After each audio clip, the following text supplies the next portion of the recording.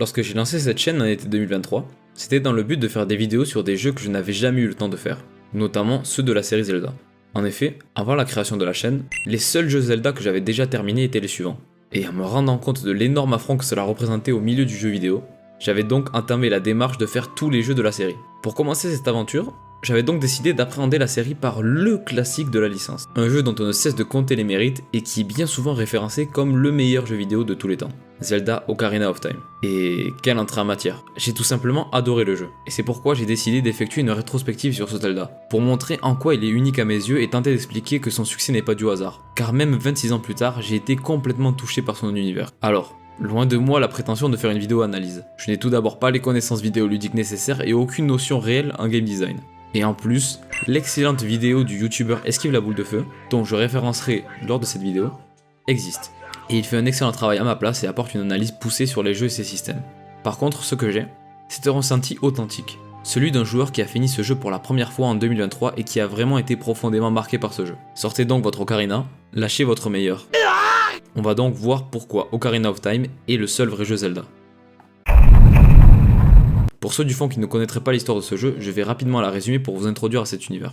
Dans Ocarina of Time, on suit les aventures de Link, un jeune garçon vivant dans la forêt Kokiri, protégé par le vénérable arbre Mojo, qui est affligé par une malédiction lancée par Ganondorf, le roi des Gerudo. Link pénètre à l'intérieur de l'arbre pour le libérer de la malédiction, mais le grand arbre Mojo succombe malgré tout. Avant de mourir, il confie à Link la pierre ancestrale Kokiri et l'envoie rencontrer la princesse Zelda au château d'Hyrule. Zelda révèle à Link que Ganondorf cherche à obtenir les 3 pierres spirituelles pour accéder à la Triforce, un artefact sacré pouvant exaucer n'importe quel souhait. Link entreprend alors une quête pour récupérer les 2 autres pierres. La seconde est le rubis Goron. Link se rend donc à la montagne de la mort où il aide les Gorons en libérant le village de l'emprise des monstres de la caverne de Dongo. La troisième et dernière pierre est le saphir Zora qui se trouve au domaine Zora.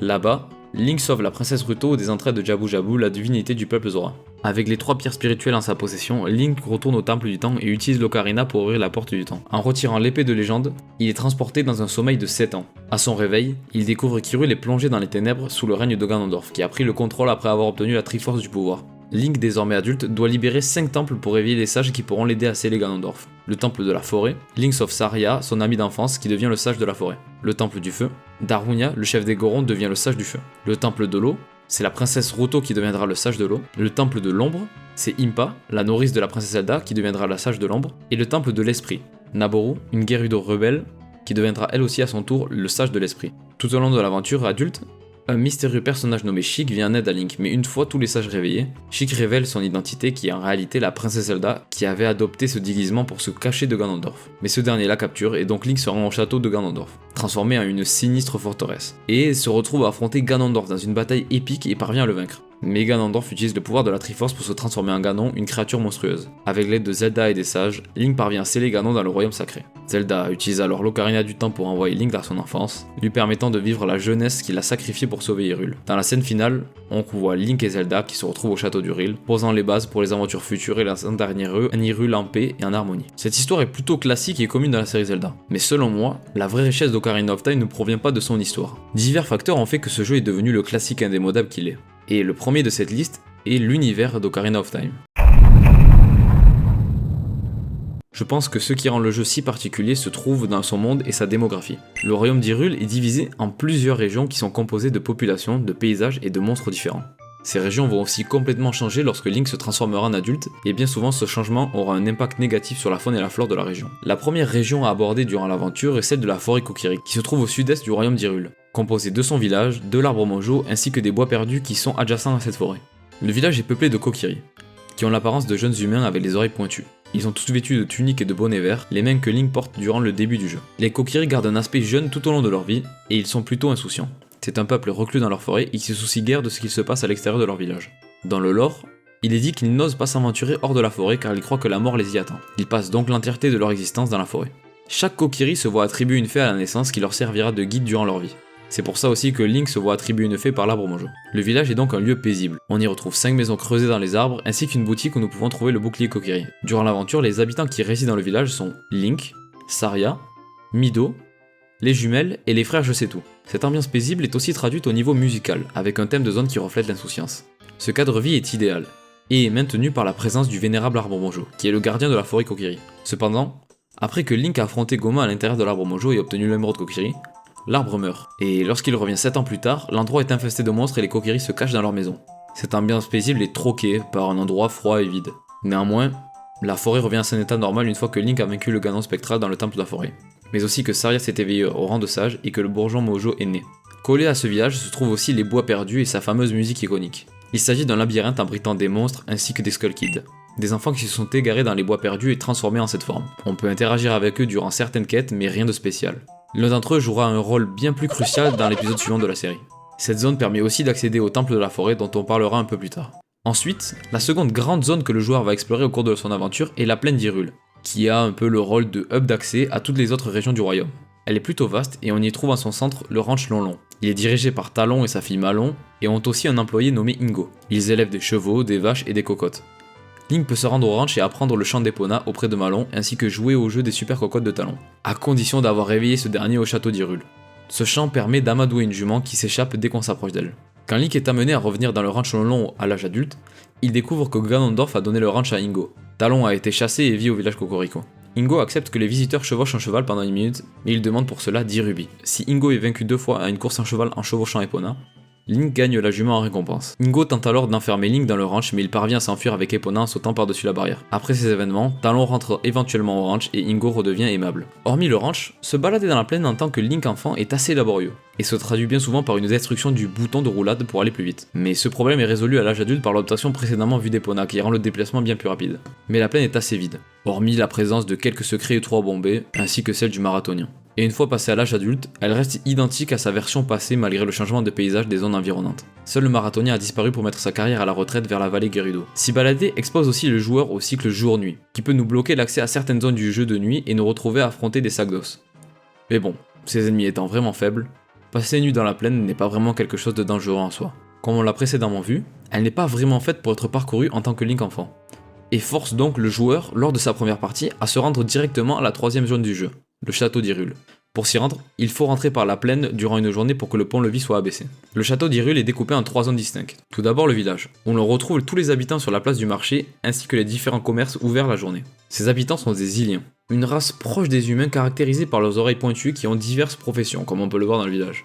On y retrouve le poste de garde et les nombreux pots à détruire, l'apothicaire, le stand de tir, le bowling teigneux, la foire aux masques, le bazar et la chasse au trésor. Link peut aussi accéder à des ruelles adjacentes pour interagir avec 2-3 villageois. La nuit, cette place se vide pour laisser place aux chiens errants. Collé à ce lieu, se trouve le temple du temps, qui est le vestige où Link peut se transformer en adulte une fois les 3 joyaux retrouvés. L'ambiance ici est solennelle et dénote énormément de celle de la place du marché où la musique est moins sérieuse et plus festive contrairement à celle du temple. La place du marché est liée au chemin se rendant au château d'Hyrule. Ce château est entouré de jardins extérieurs et intérieurs où forment les gardes pour protéger les lieux.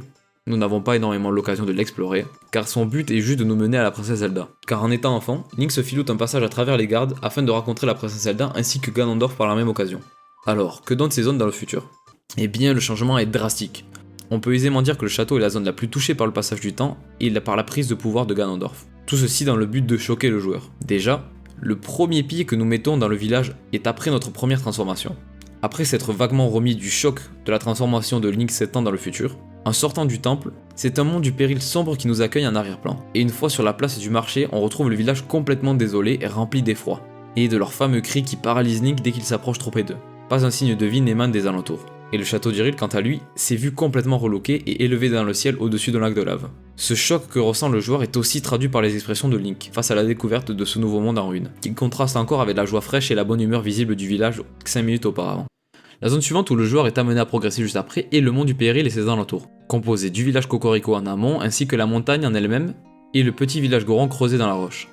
Le village Cocorico est un village fondé par Impa, la protectrice de la princesse Zelda. On y retrouve comme membres notables une fille aux cocottes, Gurguru le musicien du village, des charpentiers avec leur chef Muto, mais curieusement pas Impa. Sa maison est toutefois présente dans le village et elle autorise des villageois à y vivre. On retrouve également la famille richissime, frappée par la malédiction des sculptures dorées que Link sauve en récoltant les emblèmes lors de son aventure. Un passage à l'est donne aussi accès au cimetière Cocorico. On y retrouve des tombes que l'on peut explorer afin d'obtenir des objets, et Dampé le fossoyeur qui s'y balade la nuit et qui nous propose des mini-jeux pour déterrer des trésors. Le village Cocorico est une zone qui change peu physiquement durant l'éclipse. Mais sa démographie, elle, évolue, car le village accueille la majorité des habitants de l'ancien château d'Hyrule. La jeune fille élève désormais des cocottes de poche et un nouveau bâtiment apparaît, le stand de tir. Les boutiques du château ouvrent donc au village, celle de l'apothicaire, la boutique de Granny et le bazar. Sur tous les vendeurs venant du château d'Hyrule, bizarrement le vendeur de masques est l'unique personne à avoir disparu. Mais à un certain moment, lorsque Link retournera à nouveau au village, cette fois-ci il sera la proie aux flammes. On assistera à Shay qui essaiera d'arrêter un monstre sombre s'échappant du puits, mais il échouera. Quant au cimetière, il n'a pas énormément changé, si ce n'est que Dampé est mort, et que nous pouvons le retrouver sous sa forme de fantôme pour un mini-jeu, une fois l'entrée de sa tombe révélée. Bon, si on se redirige à l'est du village, s'offre à nous la route pour le mont du Péril. La route est divisée en deux parties, une permettant l'ascension au sommet de la montagne ainsi que l'accès au cratère du volcan, et la seconde partie est le village Goron, qui est le troisième peuple présent dans le royaume d'Hyrule, et qui est aussi mon préféré. Les Gorons sont des personnages sympathiques vivant paisiblement dans leur montagne. Ils ont une population plutôt variée, ayant des individus devant des géants, comme Bigoron par exemple. Les Gorons sont très doués pour ce qui est de l'art de la forge, créant les plus puissantes épées qui existent, comme une certaine présente dans le jeu dont on parlera un peu plus tard. Ce sont aussi des accros à la roche qui est leur principale source de nourriture, mais aussi aux explosifs, car ils cultivent des choux-péteurs qui permettent de détruire des rochers. Le village Goron est réparti sur plusieurs étages où on retrouve un forgeron qui vend une fausse épée ainsi qu'une boutique. Bien évidemment spécialisée dans les bombes. Tout en bas se trouve la demeure de Darunia, le chef du village Goron et gardien du peuple, qui est un peu froid aux premiers abords, puis fraternel en fait d'aventure. La musique de la zone, que je qualifierais de curieuse, permet de refléter la naïveté du peuple Goron. Des cris de Goron sont ainsi inclus dans la piste sonore pour donner une impression plus forte à ce lieu. Avant de continuer, faisons une digression sur la musique du jeu. Comme vous l'avez vu juste avant, je ne suis pas un grand musicien et peine à poser des expressions et des mots sur les musiques, et à exprimer ce que je ressens. Ce que je peux dire néanmoins, c'est que la musique d'Ocarina of Time est réellement marquante, et que chaque soundtrack complète magnifiquement ce jeu, et enrichit tout aussi bien l'expérience de jeu que la narration. En effet, composée par Koji Kondo qui pose une masterclass, la musique joue un double rôle en étant utilisée en ambiance environnementale mais aussi en mécanique de jeu. Car Link utilise l'ocarina pour jouer des morceaux spécifiques qui déclenchent des événements, résolvent des énigmes ou le transportent à travers la région. On retrouve notamment la berceuse Zelda qui permet d'interagir dans de nombreux endroits comme le cimetière ou même le temple de l'eau, ou le chant de Saria qui permet de demander de l'aide à Saria sur ce que nous devons faire. On retrouve donc au total 13 sons que Link peut apprendre et jouer à l'ocarina, et 82 sons au total dans le jeu. Des catégories se dessinent assez facilement. On retrouve les musiques de zone, comme celle du Mont du Péril ou de la plaine d'Hyrule par exemple, celle des donjons, que nous allons mentionner tout au long de cette vidéo, et celle des lieux dits, comme la musique que l'on retrouve dans les boutiques. Mes connaissances musicales sont maigres, mais il ne faut pas avoir fait le solfège et composé la 5ème symphonie pour pouvoir les apprécier. Selon moi, je dirais que les plus notables et qui m'ont le plus marqué sont celles de la Vallée Gerudo, qui est littéralement un ode à l'aventure,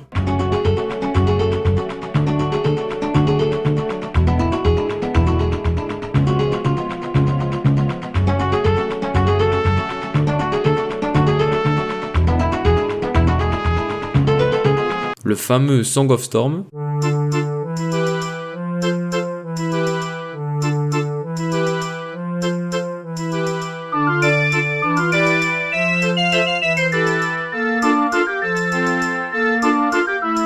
et la musique des bois perdus.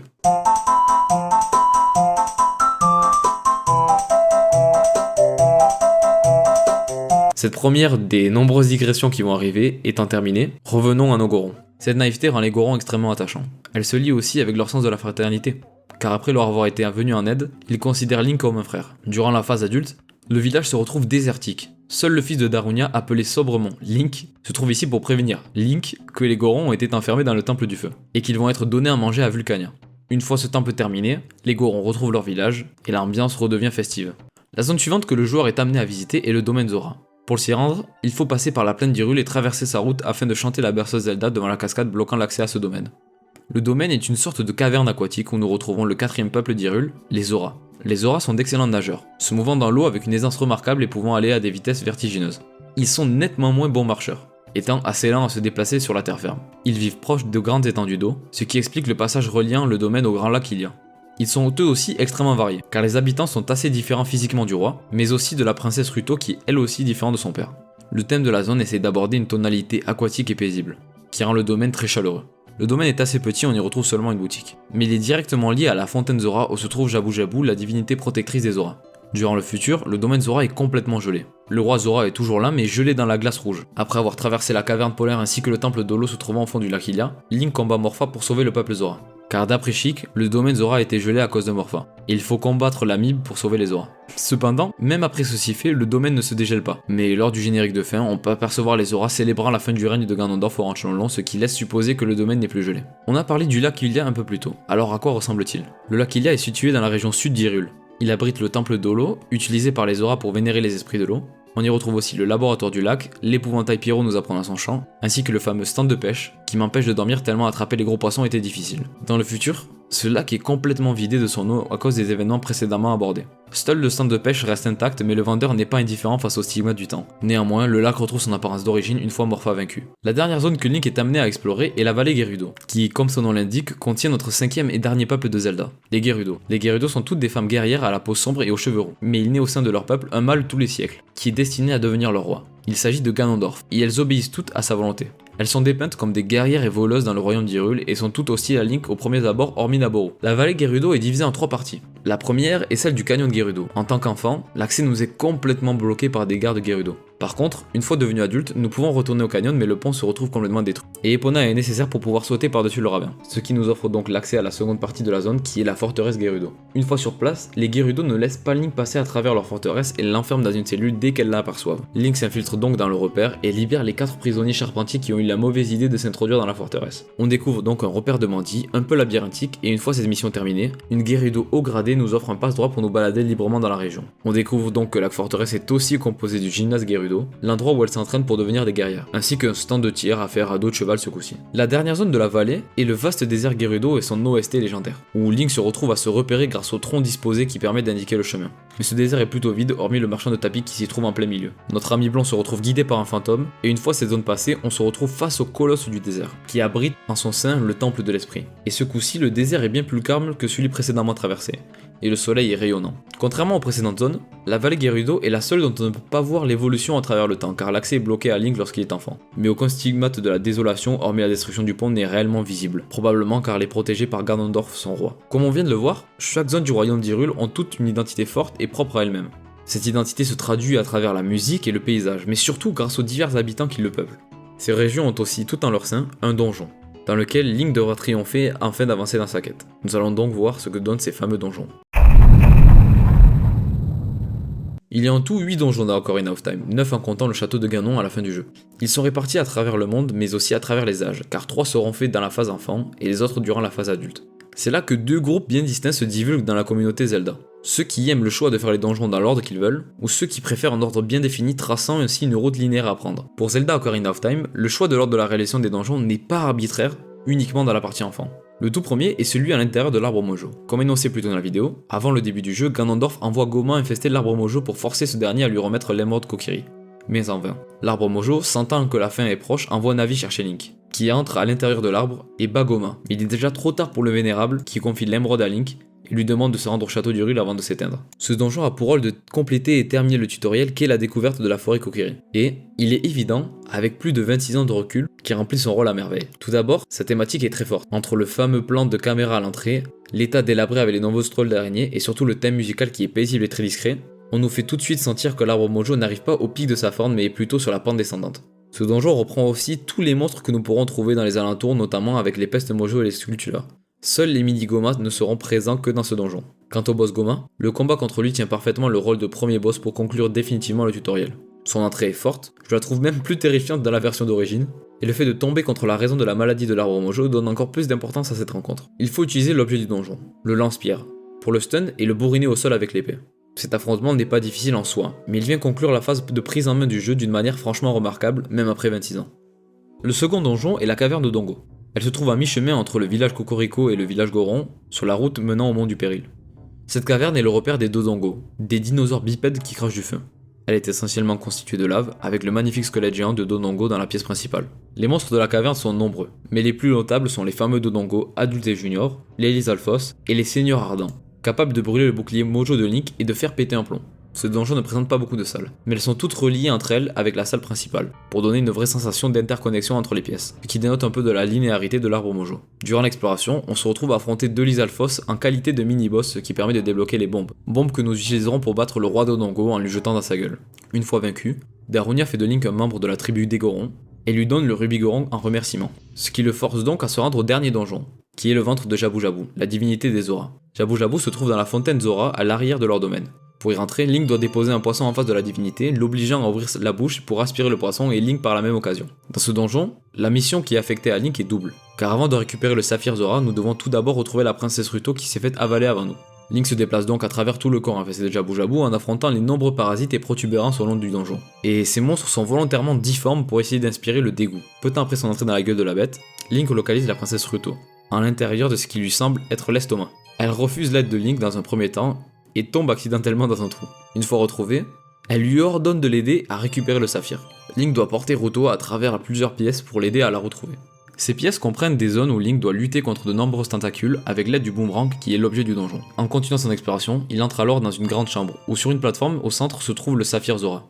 En jetant Ruto sur le saphir, cette dernière est capturée, et Link est bousculé par un Big Octo qu'il doit vaincre pour continuer. Après l'avoir vaincu, Link poursuit son exploration jusqu'à ce qu'il finisse par localiser la créature provoquant une gêne à Jabu Jabu, un parasite appelé Barinade et boss du donjon, que Link bat facilement pour sauver la princesse Ruto et reçoit le saphir Zora comme récompense. Pour moi, ce boss est probablement un des moins bons du jeu. Son affrontement est bien souvent pour la plupart des joueurs très hasardeux, et manque réellement de tension. Avant de passer sur la partie adulte du jeu, je souhaite faire une légère digression tardive sur le gameplay de Link car indirectement, nous avons vu toutes les mécaniques que le joueur avait en sa possession pour progresser à travers le jeu. Nous contrôlons Link à la troisième personne et pouvons nous déplacer sur les trois axes qui composent un mode 3D. Link peut utiliser une variété d'armes et d'équipements très différentes. On retrouve l'épée, le bouclier, le boomerang, l'arc et le grappin à la première personne, et des bombes et autres objets qu'il peut lancer. Chaque arme a des utilisations spécifiques en combat et dans la résolution d'énigmes. Surtout, on retrouve une innovation majeure introduite par ce jeu, en la personne du ciblage Z-targeting. En appuyant sur un bouton, Link peut verrouiller un ennemi facilitant les combats. Et si maintenant cela peut passer comme un standard dans les jeux vidéo modernes, notamment avec Elden Ring par exemple, il faut savoir qu'à l'époque c'est une totale révolution. Et il est facile de dire que la création de cette mécanique a contribué grandement à faire de ce jeu un classique incontournable du jeu vidéo.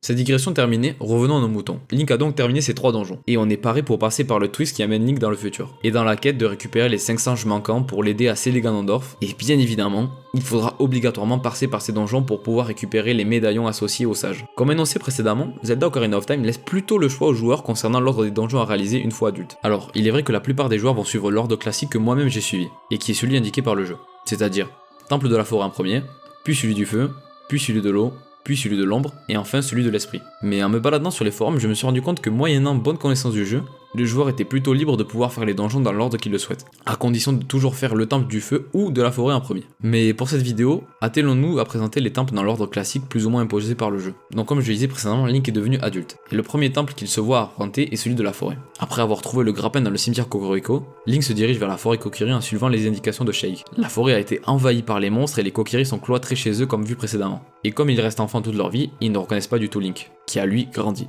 On doit donc traverser les bois perdus et affronter les sbires de Ganondorf pour accéder au temple. Le temple de la forêt est un complexe étrange, composé d'énigmes destinées à faire perdre l'orientation aux joueurs, comme les fameux couloirs qui se distordent. L'intérieur rappelle celui d'un manoir constitué de tableaux accrochés sur les murs et de tapis rouges au sol. Dans les endroits extérieurs, on y trouve des murailles de pierre avec des balcons qui ressemblent à des remparts, et un énorme soleil, ce qui est un peu troublant vu la localisation du temple. On peut donc dire que sa thématique est plutôt simple. Le temple abrite les 4 sœurs, Joël, Bess, Amy et Meg, membres de la confrérie des esprits qui volent les flammes de la salle principale. Et c'est l'objectif principal que Link doit se coller. Il doit les traquer et les vaincre pour récupérer les flammes de la salle principale, sans quoi il ne peut pas accéder à la salle du boss. D'ailleurs, pour l'anecdote, Link se retrouve à affronter 3 Stalfos durant la recherche des esprits, ce qui constitue une grosse épreuve pour beaucoup de joueurs à ce niveau-là du jeu. Une fois les 4 esprits retrouvés, la salle du boss devient accessible et Link se retrouve à affronter le Ganon spectral. Pour le vaincre, on peut utiliser le grappin, mais surtout l'arc qui est l'objet du donjon, qui nous permettra de blesser le boss. La première phase consiste à viser le bon Ganon sortant des tableaux pour le blesser et ne pas se faire avoir par son leurre. Une fois blessé, il descend à cheval pour enclencher la mythique séance de volleyball qui consiste à lui renvoyer sa boule électrique jusqu'à le blesser pour pouvoir le marteler d'épée une fois au sol.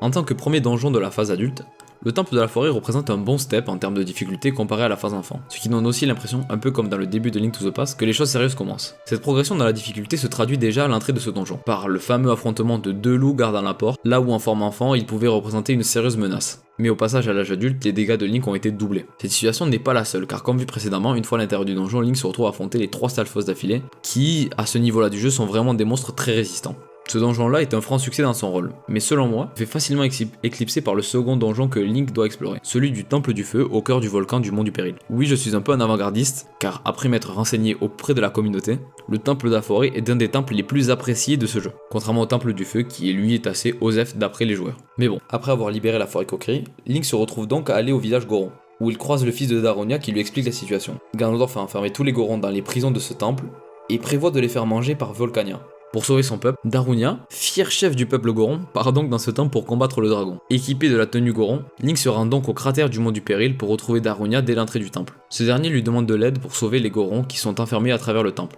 Link devra donc trouver des clés ou trouver le moyen d'ouvrir les portes pour sortir les Gorons de leur prison. Ces derniers le récompenseront alors en lui donnant un conseil précieux pour la suite. Ce temple est axé autour du thème du feu. On y retrouve des seaux au-dessus de la lave et des grilles où Link peut s'agripper. Par contre, l'histoire de ce temple est assez méconnue. Il est possible que ce soit un lieu de culte pour les Gorons, ou bien une prison ayant servi durant la guerre d'unification d'Hyrule, mais ce n'est pas vraiment sûr. Le mini-boss du temple est un danseur de feu qui apparaît 2 fois. Une fois le premier vaincu, Link peut partir chercher le marteau dont il se servira pour frapper des piliers et pour enfoncer des interrupteurs rouillés.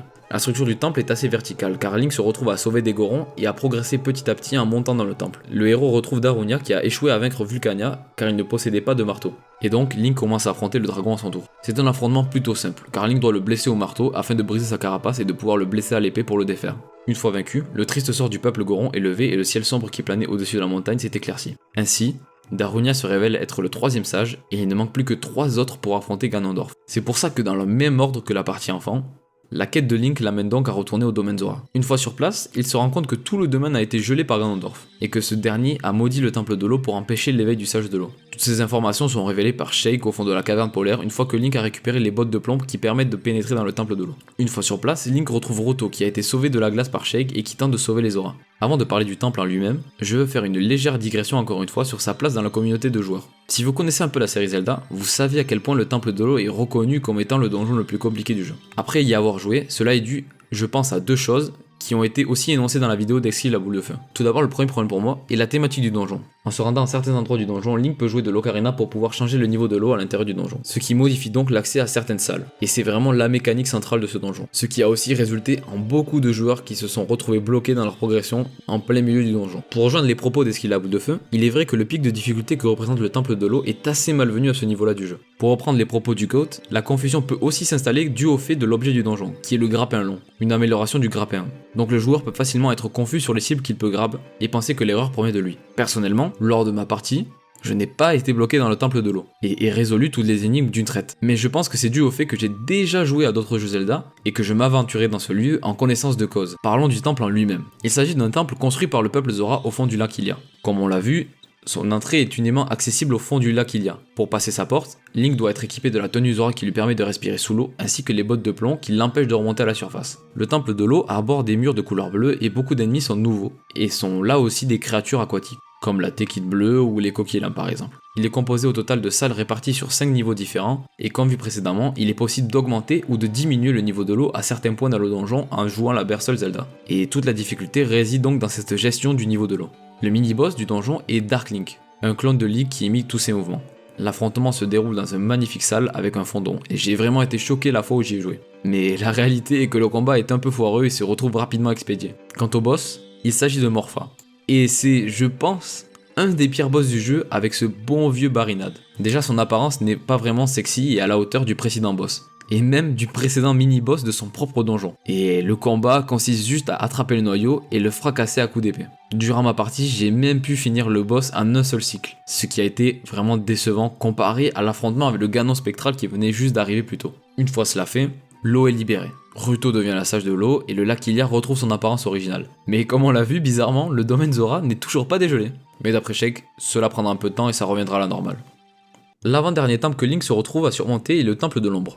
Après avoir obtenu le monocle de vérité en tant qu'enfant au fond du puits et être allé dans le village Cocorico, Link se retrouve face à Sheik qui est confronté au monstre qui s'est enfui du puits. Celui-ci est invisible et s'en prend violemment à Sheik avant d'assommer Link. À son réveil, il l'informe que le sage de l'ombre n'est d'autre qu'Impa et qu'elle est en danger. Pour accéder au temple où le monstre est réfugié, Link doit obligatoirement jouer la nocturne de l'ombre, 5e chant enseigné par Sheik, puisque l'entrée du temple se situe au-dessus de la tombe royale au cimetière Cocorico. Sa porte est fermée et il faut donc monter sur la plateforme et utiliser le feu de Dain qui allumera toutes les torches autour de la plateforme afin de déverrouiller la porte d'entrée. L'ambiance du temple est sombre et morbide. Des crânes jonchent le sol de certaines salles et d'autres rappellent même des salles de torture.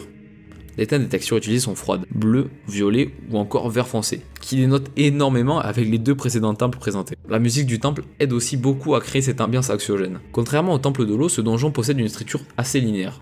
L'utilisation du monocle de vérité est indispensable pour progresser dans le donjon, notamment pour faire apparaître certains monstres ou murs invisibles, ainsi que toutes les choses que Link ne peut pas voir, mais qui ne sont en réalité que des illusions. L'objet du donjon sont les bottes de Pégase, qui permettent à Link de planer quelques secondes en perdant toute adhérence avec le sol. Elles sont gardées par le mini-boss du donjon, qui est un poignard. Un monstre affreux vraiment, mais l'effet de surprise est passé, puisque Link a dû en affronter un au fond du puits pour obtenir le monocle. Quant au boss du donjon, il s'agit de Bongo Bongo. Il a l'apparence d'un immense monstre au corps humanoïde, hormis qu'il ne possède ni tête ni jambes, et que ses mains sont décollées du reste de son corps. Il est capable de se rendre invisible, et pour le voir, il faut utiliser le monocle de vérité. Son point faible est son œil, mais avant de pouvoir l'attaquer, il faut tirer une flèche sur ses mains pour pouvoir les immobiliser. Une fois vaincu, Impa est libéré et devient donc la sage de l'ombre pour donner son médaillon et prêter sa force à Link. Et Bongo Bongo est un bien meilleur boss que le précédent, ce qui vient vraiment rehausser notre niveau d'espoir pour les boss de ce jeu. Il ne reste donc qu'un seul et unique médaillon qui se trouve au temple de l'esprit, au fin fond du désert Gerudo. Pour y accéder tout d'abord, Link devra s'évader de la forteresse Gerudo et traverser le désert afin de retrouver le temple.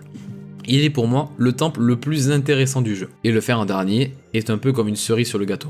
Là-bas, Link entre dans le temple de l'esprit, mais ne peut pas progresser après la première salle. En sortant du temple, Sheik l'attend et l'informe que pour pouvoir traverser le temple et éveiller le sage de l'esprit, il faut remonter le temps. Après être revenu donc 7 ans en arrière, il rencontre Naboro, qui lui demande de trouver les gantelets d'argent pour elle, car elle est trop grande pour passer dans la petite ouverture qui lui permet d'entrer dans le temple. Link explore donc le donjon et affronte un Iron Knuckle qui lui permet d'accéder à la partie extérieure du donjon. Cependant, une fois que Link a retrouvé les gantelets, sur une des mains du colosse, il voit Naboro se faire capturer par Kume et Kotake, les deux sorcières et nourrices de Ganondorf. Link retourne alors dans le futur pour pouvoir utiliser les gantelets d'argent lui-même. Grâce à eux, il parvient à pénétrer dans l'autre partie du temple en poussant un énorme bloc qui scellait le passage auparavant. Il explore le donjon pour arriver sur l'autre main de la déesse du sable, où se retrouve le bouclier miroir qui est le second objet du donjon. En arrivant dans une petite salle, Link affronte un Iron Knuckle qui se révèle être en réalité Naboro, que les sorcières avaient manipulé et dont l'esprit et le corps avaient été enfermés ici depuis 7 ans. Alors, Kume et Kotake apparaissent et emmènent Naboro dans la salle du boss. Avant de parler du combat de boss, qu'en est-il du donjon? Il est facile de dire qu'il prend son inspiration de l'architecture de l'Égypte antique.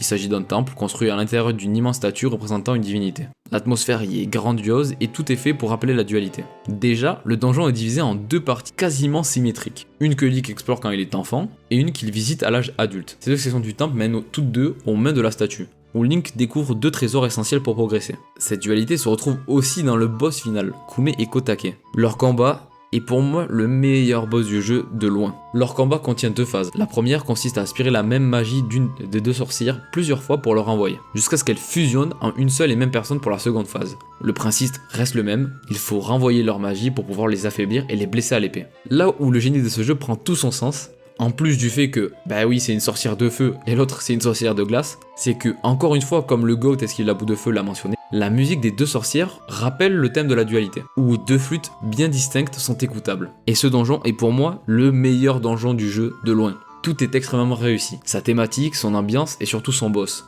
Le fait de retourner dans le passé pour pouvoir résoudre des énigmes et revenir dans le futur donne énormément de profondeur. Et je trouve assez dommage que cette mécanique n'a pas été plus exploitée au cours du jeu. Mais bref, après avoir vaincu les deux sorcières, Link est téléporté dans le sanctuaire des sages où il retrouve Naboro, le nouveau sage de l'esprit qui lui remet le médaillon de l'esprit. Et donc, Link a toutes les armes possibles pour aller affronter Ganondorf et libérer le royaume d'Hyrule. Mais avant de parler du château d'Hyrule, laissez-moi faire une légère digression, oui, encore, mais ça sera la dernière, sur les mini-jeux et quêtes présentes dans ce jeu. En termes de quêtes annexes, Ocarina of Time ne contient selon moi que réellement 3 quêtes distinctes. La quête des masques, qui consiste à se rendre à la boutique de masques présente sur la place d'Hyrule en étant enfant, et d'échanger les masques avec certains PNJ dans le monde en échange de quelques prix. Celle des sculptures dorées, où l'on doit récolter 100 totems à travers le monde pour soigner toute la famille se trouvant au village Cocorico, en l'échange de prix encore une fois. Et celle de l'épée Bigoron, que j'ai amorcé un peu plus tôt dans la vidéo, qui consiste en une série d'échanges assez fastidieux à travers la région d'Hyrule, mais dont la récompense vaut la peine. Car c'est l'épée Bigoron, une épée qui fait le double des dégâts de la Master Sword en ayant pour contrepartie de manquer de protection. On regrette seulement que sa quête est juste une série d'échanges chronométrés parfois, qui est assez similaire à la quête des échanges dans Link's Awakening. On peut aussi mentionner la mini-quête des fantômes en tant que Link adulte, celle de visiter toutes les fées de la région, et celle de récupérer tous les quarts de cœur présents dans le jeu. On peut aisément dire que c'est assez faible, mais quand on compare avec l'entièreté du jeu offert et à la date de sortie de ces derniers, ça joue en plus le rôle de cerise sur le gâteau que de part entière. Et surtout, ce point sera largement amélioré par son successeur, notamment avec la fameuse quête de Kafei et Anju, ou toutes les mini-quêtes pour récupérer des quarts de cœur. Mais on verra ça sûrement dans une prochaine vidéo. Quant aux mini-jeux, ils sont assez nombreux et apportent énormément de variété dans le gameplay, et viennent compléter cet univers déjà très garni. On trouve la chasse au trésor, le bowling teigneux, le stand de tir qui sera délocalisé au village Goron dans le futur, la chasse aux poules dans le ranch Lonlon, le mini-jeu des grenouilles, qui est aussi présent dans les bois perdus avec les Skull Kids, la course à dos d'Epona, la pêche, qui offre un prix différent dans le passé et le présent, mais qui est quand même une énorme séance de torture, l'archerie montée à dos d'Epona dans la forteresse Gerudo, ainsi que la salle d'entraînement présente au même lieu, qui offre les flèches de glace. Ces mini-jeux sont tous divertissants et aident à couper la quête de Link en décortiquant précisément des parties du gameplay, en l'échange d'une récompense bien souvent assez intéressante ou d'un quart de cœur. Le seul qui part un peu de l'aile, comme vous l'avez vu, est pour moi la pêche, qui est plus une séance de torture de 15 minutes quand on n'a pas vraiment de chance, plutôt qu'un mini-jeu basé sur le skill. Mais il est bienvenu de faire une petite partie de pêche relaxante entre deux combats de boss. Cette dernière digression étant terminée, rendons-nous au château d'Hyrule asservi par Ganondorf. Ganondorf a construit sa tour sur les ruines du château d'Hyrule lorsqu'il a pris le contrôle du pays. Il a visiblement appelé le lieu environnant château de Ganon, modestement. Pour se rendre dans la tour, Link doit éveiller les sages qui créent un pont d'énergie permettant d'entrer. Le donjon consiste en plusieurs épreuves afin de libérer les pouvoirs des sages maintenus dans des barrières. Chaque salle reprend les mécaniques spécifiques que Link a pu utiliser tout au long de sa aventure en essayant de déployer toute sa panoplie d'équipements. L'objet du donjon est les gantelets d'or, une amélioration des gants qui permet de soulever des roches titanesques et rend Link extrêmement badass, mais réellement utile uniquement que dans une pièce du donjon. Une fois tous les sages libérés, la barrière de la pièce centrale est levée et Link peut donc prendre les escaliers pour retrouver Ganondorf au sommet du château. Le combat est divisé en deux phases. La première consiste à renvoyer l'énergie de Ganondorf, comme pour l'affrontement du Ganon spectral, avec comme légère spécificité que l'on ne peut pas lock Ganondorf car Navi est bloqué en dehors de la pièce à cause de la magie de Ganon. Une fois vaincu, Ganondorf détruit le château avec son cri d'agonie terrifiant qui est vraiment très épique, et s'ensuit l'évasion du château avec Zelda, où Link se retrouve à affronter les monstres croisés lors de son aventure à chaque étage. Et une fois en bas, Ganondorf se transforme en Ganon pour la deuxième partie du combat. Pour le vaincre, Link va blesser sa queue grâce aux flèches de lumière, et une fois affaibli, la barrière de flamme se lève pour récupérer la Master Sword et achever Ganondorf d'un coup final grâce à l'aide de Zelda. En termes de mécanique, ce combat est assez faible et plutôt simple, mais tout ceci est effacé par l'ambiance et l'atmosphère de ce combat qui est vraiment incroyable. Premièrement, la rencontre avec Ganondorf qui joue au piano son propre thème est vraiment une des plus grandes entrées de boss que le monde du jeu vidéo n'ait jamais connu. Ensuite, El Famoso crie de désespoir une fois vaincu, ça suffit pour donner des frissons à toute une génération. Et enfin, le mini twist où il se transforme en monstre et relance ce combat que nous pensions déjà terminé et enterré. Pour que tout ceci se termine sur un final impressionnant afin de marquer les esprits où Link va planter son épée dans la tête de Ganondorf et mettre fin à sa tyrannie. Le royaume est donc sauvé et Link se voit renvoyé dans le passé pour vivre une enfance heureuse. Pour conclure sur les donjons présents dans le jeu, on peut dire qu'Ocarina of Time rend copie parfaite sur cet aspect-là du jeu. Chaque donjon comporte une mécanique propre à lui-même, une thématique forte et une ambiance réussie. Et même des années plus tard, progresser en leur sein est toujours aussi agréable et force le respect envers l'équipe qui a designé ces classiques il y a 26 ans. Malgré certains boss un peu oubliables et certains passages assez laborieux, il est aisé de dire que ces donjons ont largement contribué au succès que le jeu ait jamais connu. Mais je pense que c'est un succès plus différent que celui du renouveau que le jeu apportait à l'époque. Ce succès est plus intergénérationnel, car même moi en 2023 ai pris une énorme claque en découvrant chacun d'entre eux et ne pourrais que recommander aux personnes n'ayant pas tenté l'expérience. Zelda Ocarina of Time est le premier jeu que j'ai terminé lorsque j'ai voulu reprendre la série des jeux Zelda en 2023. Et quelle entrée en matière! Avec une région variée sur le plan géographique mais aussi démographique, un gameplay aux petits oignons, des donjons mémorables et aussi des conditions de jeu super favorables, dont on n'a pas du tout parlé. Car de nos jours, l'émulation est vraiment la meilleure solution pour jouer à ce jeu dans les meilleures conditions, avec des textures bien remasterisées et bien agréables à l'œil. Je peux aisément dire que ce jeu m'a profondément marqué. Et je pense qu'il aura marqué de nombreux joueurs, car il est l'un des plus grands jeux vidéo jamais sortis de tous les temps. Cette vidéo s'inscrit dans une longue série de retours sur mes expériences avec les jeux de la licence Zelda. Je compte donc en faire une pour chaque jeu que j'ai terminé, et comme vous pouvez le voir pour l'instant, ils ne sont pas nombreux, mais je compte bien tous les faire. Alors si ce type de vidéo vous plaît, n'hésitez pas à la liker et à la partager pour m'encourager à en faire d'autres. Et surtout, abonnez-vous, notamment pour suivre la suite de cette série. J'ai eu pas mal de galères ces derniers temps, mais j'ai enfin déménagé et vais donc pouvoir reprendre les streams régulièrement. Donc allez faire un tour sur Twitch et sur mon compte Twitter pour savoir quand est-ce que je vais stream. Sur ce, c'était Chab, bye les gars.